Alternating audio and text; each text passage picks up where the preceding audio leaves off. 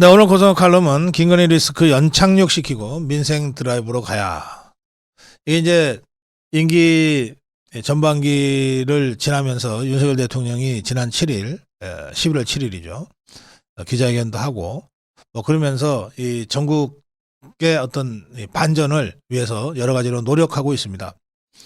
전반기에 윤석열 대통령이 내내 공격만 받았다면, 이제는 계속 공격받다가 언젠가는 매 장사 없다고 쓰러지는 일이 없으란 법 없잖아요.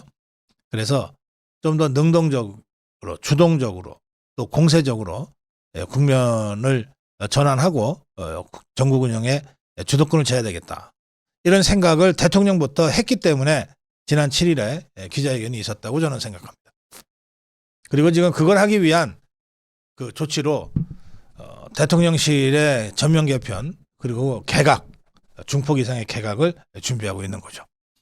자, 그런 상황에서 대통령 지지율 조사가 나오는데 대다수 조사에서는 이제 20%대 중반으로 지금 조사가 되고 있습니다. 워낙 좀 인색한 갤럽에서 다시 19가 나왔니 어쩌니 저쩌니 그러는데요. 그런데 이 갤럽 조사에서 제가 의미 있게 본 것은 이겁니다. 20% 19% 조사되는 갤럽 조사에서 보면 갤럽 조사가 대통령을 지지하지 않는 이유를 물어본 게 있어요. 거기 보면 김건희 여사 때문에 지지 않는다가 늘 1위였어요. 6주째 1위였습니다. 그런데 김건희 여사 때문에 지지하지 않는다는 조사가 계속 1위로 나오지만 그 비율이 조금씩 줄어들어 왔어요.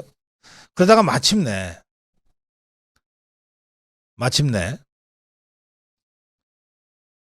이번 조사에서 그게 뒤집혔어요.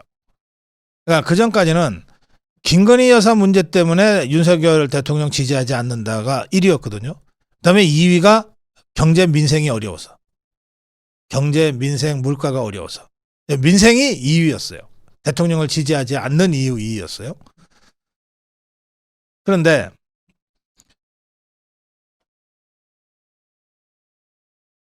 이번에 조사한 그 11월 26, 28 조사에서는 대통령 지지율은 그냥 19%로 나왔습니다만 부정평가한 이유가 바뀌었어요. 부정평가한 이유가 경제와 민생이 어려워서가 1위가 된 거예요. 그러면 그동안 쭉 1위를 달렸던 김건희 여사 때문에 지지하지 못하겠다는 게 어디로 갔냐? 2위로 떨어졌어요. 경제와 민생 물가 때문에 대통령 부정한다가 15%고 김건희 여사 문제 때문에 윤석열 대통령 나 비판한다가 12예요. 이거 굉장히 중요한 변화가 온 겁니다. 뭐냐면 윤석열 대통령이 7일 기자회견을 하면서 김건희 여사와 관련돼서 국민들한테 깊이 사과를 했어요. 고개를 깊이 숙이면서 사과를 했고 그날 사과라는 단어를 10회 가까이 써가면서 10회 좀 넘게 썼나요? 써가면서 정말 진솔하게 사과를 했어요. 그리고 또 김건희 여사와 대통령과의 관계에 대해서 사실은 그동안 전혀 알려지지 않았던 정말 솔직한 얘기까지 했어요. 새벽에 파김치가 돼서 나가 떨어졌다가 새벽에 눈을 떴는데 그 시간에 그 나한테 내 휴대폰으로 온 문자에 하나하나 답변하고 있는 그 아내의 모습을 보면서 자기도 모르게 너무 미쳤냐는 소리가 나왔다. 이런 얘기들. 이게 그동안 이런 얘기를 어디 가서 했겠어요. 그러니까 대통령이 너무너무 답답하니까 그런 얘기까지 하면서 김건희 여사에 대한 얘기를 한 겁니다. 그리고 또 이 좌파들이 기승전 김건희를 3년 이상 지금 해오고 있잖아요. 그러니까 좋은 말도 3번 들으면 싫고 짜증이 나는데 그 좋지도 않은 얘기를 3년 내내 종북 좌파들이 입만 열면 해왔으니까 이제 정말 국민들도 피로감이 극도에 달했어요. 그러다 보면 김건희 여사가 점점 이슈가 이제 희석화되는 단계로 가게 되는 거예요. 거기에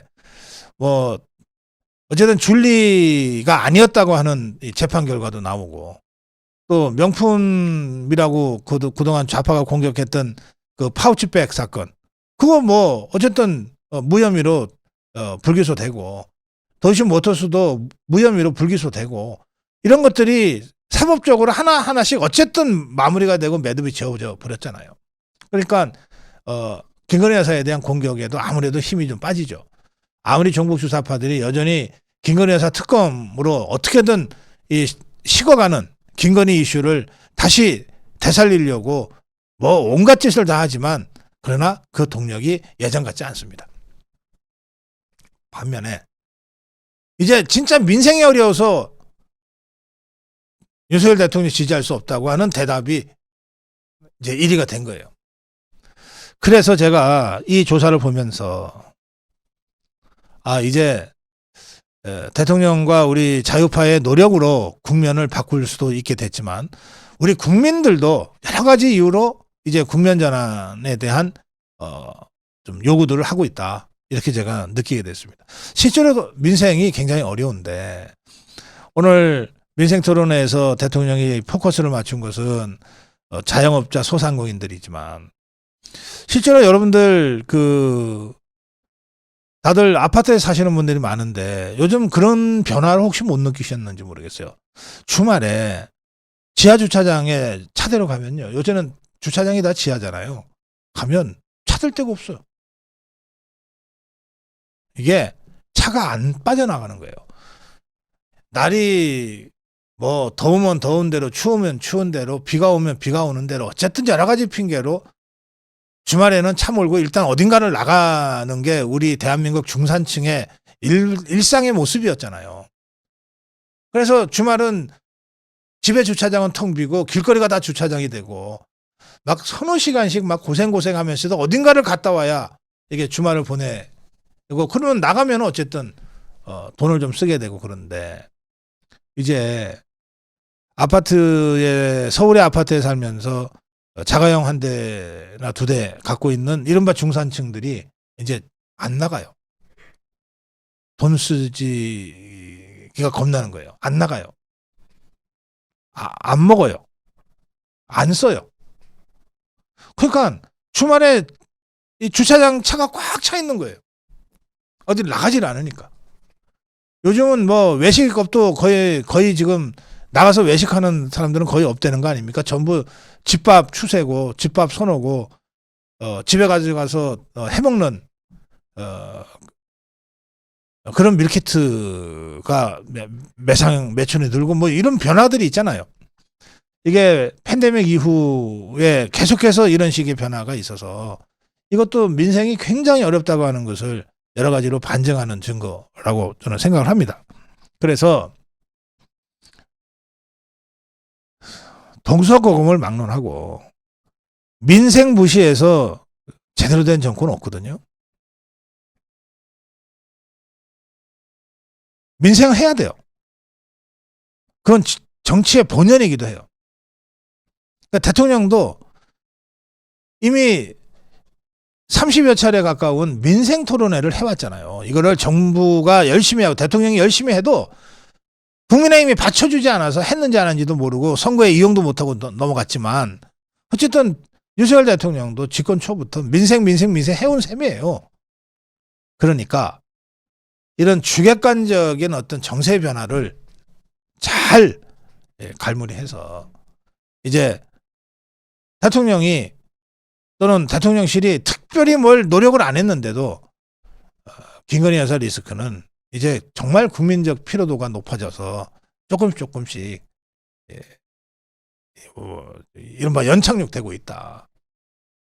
그리고 좌파들이 여전히 그 김건희 리스크를 극대화시키기 위해서 맨날 장애투쟁을 해도 이 동력이 안 살지 않냐. 그러니까 또 지난번에 그런 면에서는 기자회견 후에 해외 순방, 정말 우리 자유파 국민들의 눈에는 정말 피눈물이 나는, 대통령 혼자 5박 8일간 다녀오는 그 일정이 있었지만, 그것도 어쨌든 윤석열 대통령과 김건희 여사가 현명하게 판단했다고 좀 봅니다. 그런 여러 가지 이 진정성 있는 노력들과 또 국민적인 어떤 변화들이 이제 김건희 리스크를 조금씩 완충시키고 있는 거예요.